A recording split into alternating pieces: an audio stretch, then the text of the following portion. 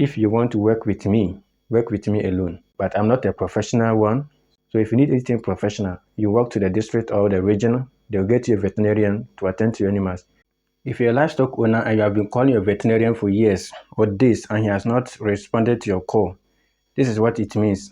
They give 4 reasons as to why you call them as a livestock farmer and they will refuse to come to your farm. And the first one is, most of us call them when the situation is out of hand already.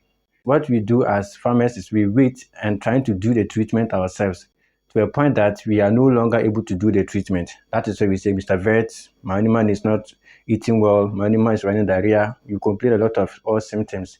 And then by the time they even get to the farm, the animal is already weak and there's nothing they can do about it. So what they suggest is that if you want them to be working with you on your farm, call them when the disease starts developing or the infection starts. Just call them to come there and attend to you and your animals. Don't just wait for the last minute, then you call them to come. With that, sometimes there's nothing they can do and you have to just lose the animal like that, which is not good for your business. With this also, it does not always mean that you should only wait when there's an infection or there's an issue before you call them. If the veterinarians are your friends, call them and let them come to your farm. Just pass by, say hello to the animals and go. It doesn't matter if the animals are healthy. If they're even healthy, let them just come and see them. There's something they can recommend. Maybe just by looking at your environment, they can see that what you're doing might pose some danger or expose your animals to an incoming infection, which they suspect will arise from that activity you're doing. So you better stop this to keep your animals safe. Forget about the money they will take from you. It's not all of them that charge.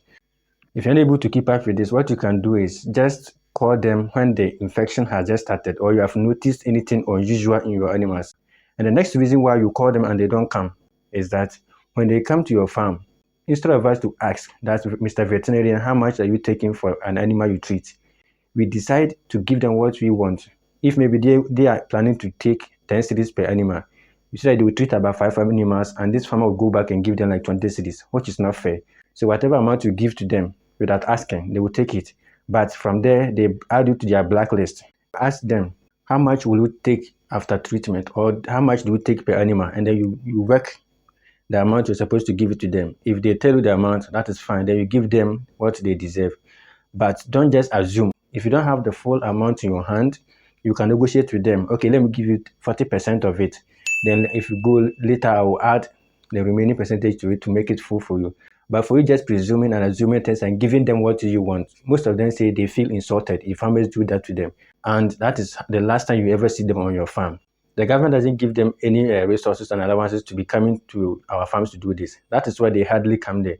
So they usually fuel their vehicles by themselves, and that if they come, they expect you, the farmer, to also at least help them cut the cost that they have incurred to get to your farm. Some of these vets, what I've also come to realize is that if you work with them in these close times and you are in good times with them, some even come to your farm, they don't take any amount from you. And when there's an emergency, you call them, they do this. And the next one is also that we, the farmers, we think we know more than them. And some even believe that we, the farmers, are the one doing the practical work. The veterinarians, they are just reading the books and they got their knowledge and everything from books. So they don't know what it takes to run a farm. Yes, this might be true, but that is not a reason for you to, tell them what to do on the farm. If they come to your farm and they say, they want to treat an infection they have seen in their animals, allow them to do their job. And also, if they do it and anything bad happens, that's why you can report them to their superiors or you can do follow-up to take them on. That is it. But if you tell them what to do, let's assume you told them what to do, and this veterinarian, he doesn't want to talk much. He did what he wanted for you, and anything bad goes with the animal. You must accept the responsibility. But here's the case. There was an instance where the veterinarian said this farmer told him what to do. He refused. The farmer insisted, and he gave in, did what the farmer wanted, and the animal was lost. That was where the farmer came back to the office, reported the case to the office that this vet came to inject my animal, and the animal passed on. With this, he has taken note of you, the farmer, and that might be the last time you see him on your farm. And the last one they also said was, on most of our farms, we don't have a particular vet that we can boast of, like this is the veterinarian that has been attending to my animals. Anytime you change a vet, if there's any disease outbreak, you change a vet. Any suspicious infection you see in your animals, you change a vet. Anytime they come to inspect your records, it's a new person that has entered any entry into the book, which you're not happy with. Each and every vet has a way of going about their treatment. Some might decide to inject in the neck.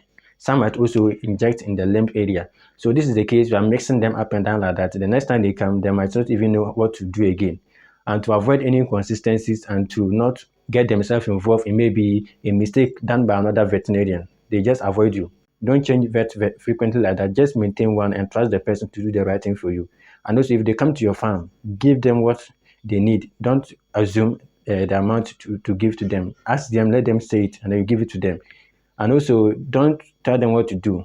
Leave them to do their work and their job. That is what they have been trained to do.